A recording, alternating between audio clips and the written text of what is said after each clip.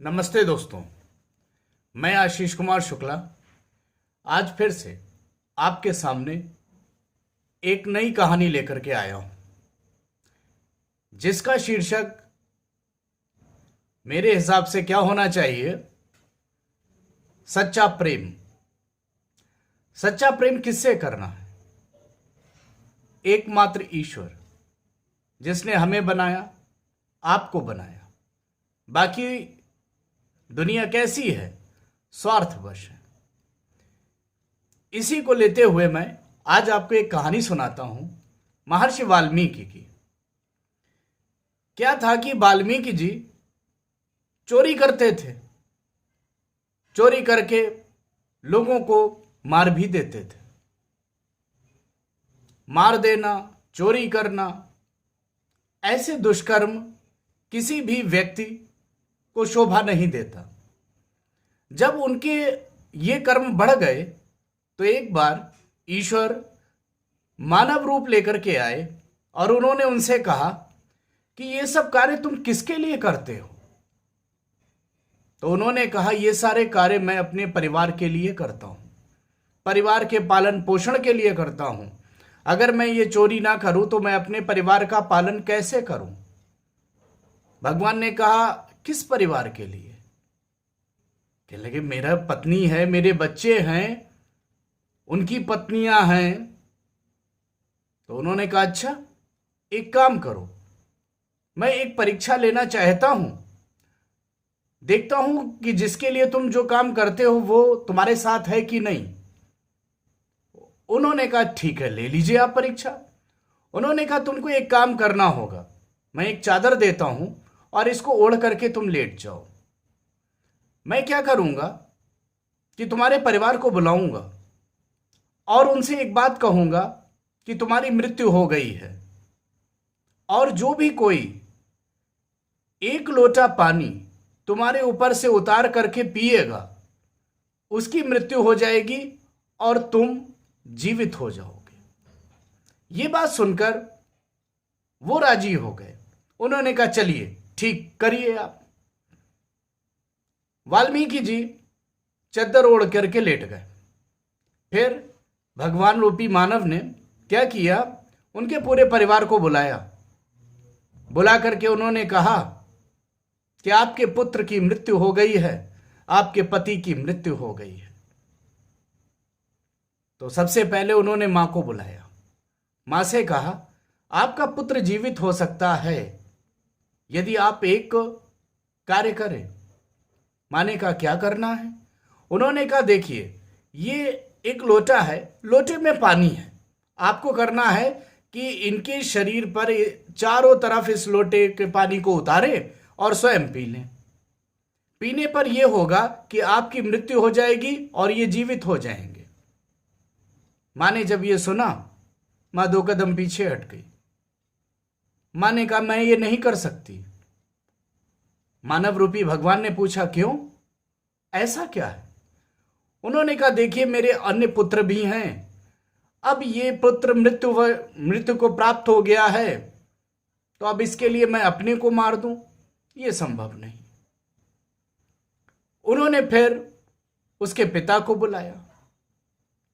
पिता ने भी वो कार्य करने से मना कर दिया। भाई को बुलाया।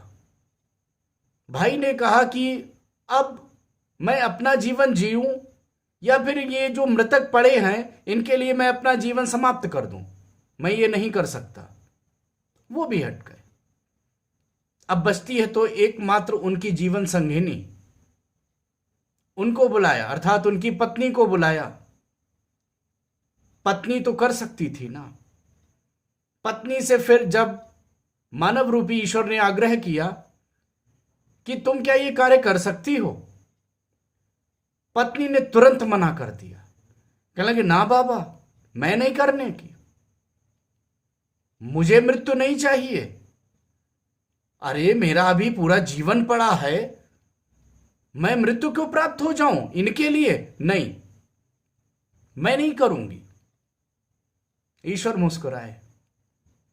उन्होंने कहा, अच्छा एक काम करोगे आप सब, अगर मैं ये जो लोटा है पानी से भरा, इसको इनके ऊपर से उतारूं और स्वयं पी लूं तो क्या, और ये जीवित हो जाएंगे, तो क्या आप लोग मेरा क्रियाक्रम अच्छे से करेंगे? मां एकदम से उछल के बोली, हाँ हाँ, हम लोग करेंगे। तुम ये काम करो, तुम लोटा, पानी से भरा लोटा इनके ऊपर से उतारो और स्वयं पी लो और खुद मर जाओ, जिससे मेरा पुत्र भी जीवित हो जाएगा, मेरा परिवार भी जीवित रहेगा और हमारा घर आराम से चलेगा।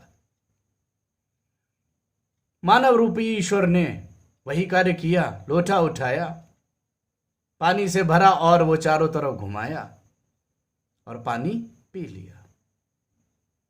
पीने के बाद में ईश्वर ने कहा वाल्मीकि जी से कि अरे प्रभु, अब तो उठ जाओ। वाल्मीकि जी उठे। उठ करके उन्होंने अपने परिवार की तरफ देखा और बड़ा ही शर्मिंदा हुए। उन्होंने कहा कि जिसके लिए मैंने अपना जीवन पूरा लगा दिया, यहां तक कि चोरी करी, डाका डाला, बुरे से बुरा काम किया, किसके लिए? अपने परिवार के लिए। और वही परिवार मेरे साथ नहीं। इससे बड़ी चीज क्या हो सकती है कि जो व्यक्ति हमारे लिए अपना पूरा जीवन लगा दे, उसको, उसके लिए हम लोग जरा सी चीज नहीं कर सकते, उसको ही गलत साबित कर देते हैं।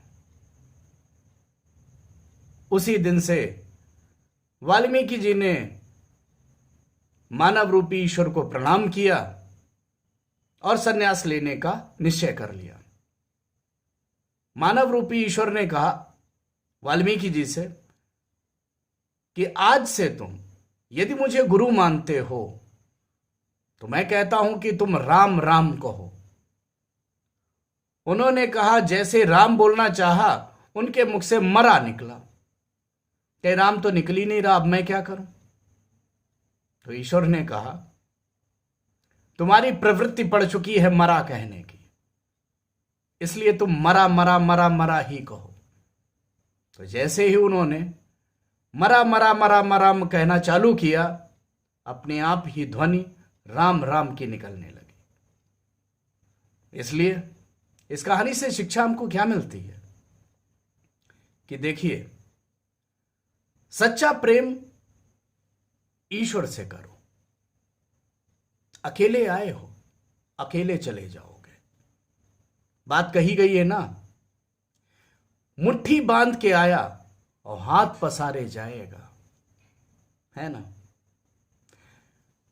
जब मैं रोता था तब जग हंसता था, अब मैं हंसता हूं, जग रोता है।